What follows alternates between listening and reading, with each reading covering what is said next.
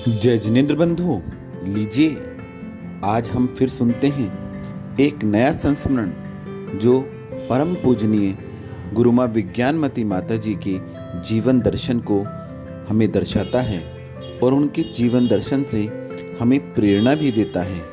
ये संस्मरण हम आरिका आदित्यमती माता जी की पुस्तक नाव के खिवैया से ले रहे हैं। इस संस्मरण का नाम है अब कभी नहीं रोऊंगी। अब कभी नहीं रोऊंगी प्रसंग तत्वार्थ मंजूषा की कक्षा का है। उसमें आर्त ध्यान का संदर्भ चल रहा था। उस समय पूज्य आरिका श्री ने सुनाया, जब मैंने दीक्षा ली थी तब मुझे यही पता था कि आरिकाएं कभी रोती नहीं हैं। हमारी बड़ी माता जी अर्थात आरिका विशालमती माता जी भी कहती थी, साधु बनकर एक आंसू भी निकला तो एक उपवास का प्रायश्चित है। सोम कभी भी कैसी भी पीड़ा हो, चाहे शारीरिक हो या मानसिक, कभी भी नहीं रोते थे, कभी आंसू नहीं निकलते थे। आचार्य कल्प विवेक सागर जी महाराज की संलेखना के उपरांत जब मध्य प्रदेश में विहार हुआ, किन्हीं आरिका संघों से मिलन हुआ तो पता चला आरिकाएं रो सकती हैं। तब मैंने सोचा अपन भी कुछ हो जाए तो रो सकते हैं, उपवास की प्रायश्चित की आवश्यकता नहीं है। समय निकलता गया, पूज्य आरिका विशालमती जी की संलेखना हो गई। उस समय भी मेरे आंसू निकल आए तो श्रावकों ने आकर कहा था, आप तत्व की व्यवस्था समझते हो, संसार की दशा अनित्यता हमें समझाती हो और आप ही रो रहे हो।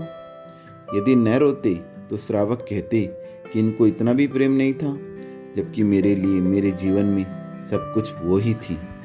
लगभग 15-16 माह बाद छोटी माता जी आरिका विद्युतमती जी की भी संलेखना हो गई। उस समय मैं अकेली रह गई, सो जब कभी आंसू निकल ही आते थे। तदुपरांत पूज्य आचार्य गुरुवर विद्यासागर जी महाराज के पास नेमावर सिद्ध क्षेत्र पहुँचे।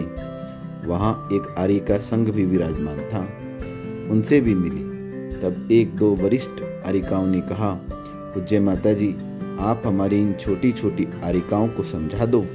ये लोग जब कभी भी 4-5 घंटे तक रोती रहती हैं। तो उस समय उन आरिकाओं की सारी बात सुनी, उन्हें समझाया और कहा कि अब आधा घंटे से ज़्यादा नहीं रोना, ऐसा संकल्प कर लेना।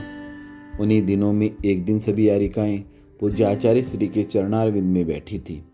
तब संदर्भात उन्हीं आरिकाओं ने पूज्य आरिका आचार्य श्री से कहा, आचार्य श्री, मुझे आरिका विज्ञानमती माता जी ने समझाया और कहा है कि अब आधा घंटे से ज़्यादा नहीं रोना है, सो आप आशीर्वाद दे दो, मैं इसका पालन कर सकूं। सुनकर पूज्य आचार्य गुरुवर ने मेरी तरफ देखकर मुस्कुराते हुए कहा, आधा घंटा भी क्यों रोना? मूलाचार में लिखा है कि आरिकाओं को, साधुओं को कभी नहीं रोना चाहिए। उस समय मुझे ऐसा लगा, ओहो, मैं जो पहले जानती थी वही सही था। पूज्य बड़ी माता जी ने सही ही बताया था। गुरुवर की भी यही आज्ञा है, विचारधारा भी यही है, आगम भी यही कहता है। अब मैं कभी भी नहीं रोऊंगी, अब मैं कभी भी नहीं रोऊंगी। उसके बाद से आज लगभग 15 वर्ष हो गई, मैं कभी भी शारीरिक या मानसिक पीड़ा हो या अन्य और भी कोई कारण मिलने पर नहीं रोती और न ही रोऊंगी। सारी वार्ता सुनकर ब्रह्मचारी बहन ने पूछा, पूज्य गुरु माँ, किसी को दुखी देखकर, रोता देखकर मार्मिक साहित्य आदि पढ़ते समय, सुनते समय पात्र की वेदना से रोना आ जाए तो क्या वह भी अर्थ ध्यान है? पूज्य आरिका श्री बोली, अरे बहन, वो रोना नहीं, वो स्वयं के दुख से दुखित आंसू नहीं है, वरन करुणा के आंसू हैं। उससे तो साता ही बनती है, असाता नहीं बनेगी। स्वयं के दुख से दुखी होने पर रोता है तो असाता बनती है, और फिर क्यों रोना? कर्म का उदय है, सहन तो करना ही पड़ेगा। रोकर सहो या हंसकर सहो, समता से सहन करोगे तो नया पाप बंधेगा भी नहीं और पुराना छूट भी जाएगा। ब्रह्मचारी बहन बोली, पूज्य गुरु माँ, फिर भी रोने से मन हल्का हो जाता है ना? पूज्य गुरु माँ बोली, मन हल्का ही क्यों, औषधि भी हो जाती है, उसके बाद भी बंधेगी तो असाता ही।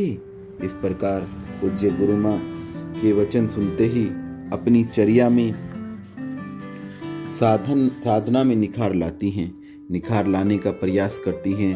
प्रयास ही नहीं करती वरन पूर्णतः अमल भी करती हैं और हम सभी को उसी ओर ले जाती हैं। पूज्य गुरुवर के चरणों में यही प्रार्थना है कि हे गुरुवर, जिस प्रकार पूज्य गुरु माँ ने अपनी परोक्ष प्रत्यक्ष रूप से प्राप्त सभी वचन रूप सूत्रों को अपने जीवन में आत्मसात किया है, उसी प्रकार हम भी आपके अनुकूल ही प्रवृत्ति करें। आपके जैसे ही हमारा जीवन बने, हम भी मोक्ष मार्ग पर चलकर मंजिल को प्राप्त करें। इसी भावना से वंदामि गुरु माँ, वंदामि गुरु माँ, वंदामि गुरु माँ।